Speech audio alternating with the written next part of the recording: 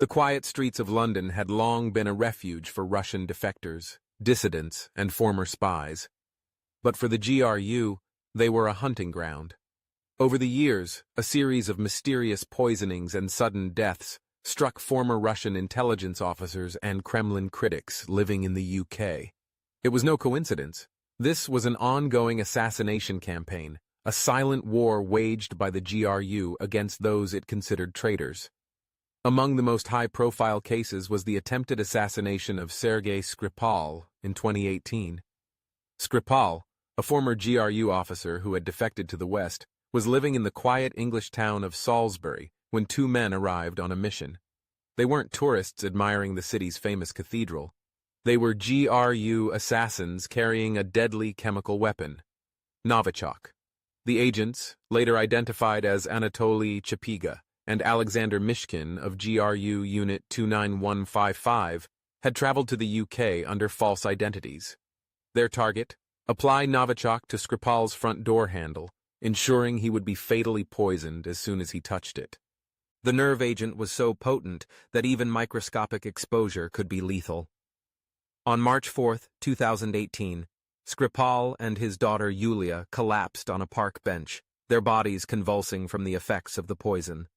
They were rushed to the hospital, where British doctors, at first confused by the symptoms, eventually realized they were dealing with a sophisticated assassination attempt using a military-grade nerve agent. The attack sparked an international crisis.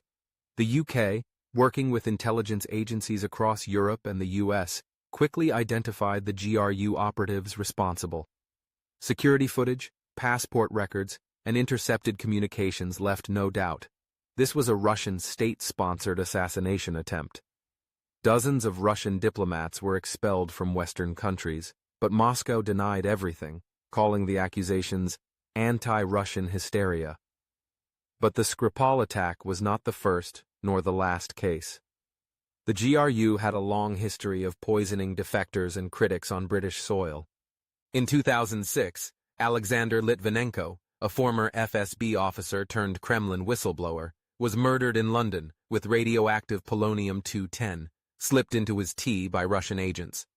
The attack left a trail of radioactive contamination across the city, leading investigators directly back to Moscow. Other cases were less obvious, but no less suspicious. In 2012, Alexander Perepilichny, a Russian businessman who had exposed a major Kremlin-linked corruption scheme, suddenly collapsed while jogging outside his home in Surrey. Traces of a rare plant toxin, gelsemium, were later found in his stomach, a poison commonly used in Russian intelligence operations. In 2018, after the Novichok attack on Skripal, a British woman named Dawn Sturgis was accidentally exposed to the leftover nerve agent, which had been discarded in a perfume bottle. She died after spraying it on her skin, making her an unintended victim of the GRU's assassination campaign. The message behind these attacks was clear. Russia never forgets. Defectors and traitors would never be safe, no matter how far they ran. The GRU had perfected the art of long-distance retribution, using poisons that left little trace and operatives who could disappear without a trace.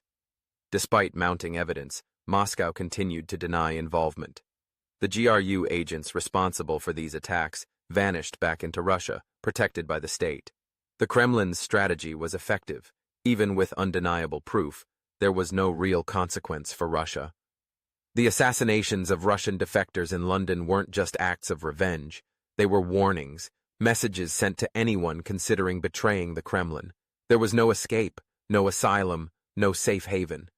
The GRU's reach was limitless, and its enemies would always be looking over their shoulders.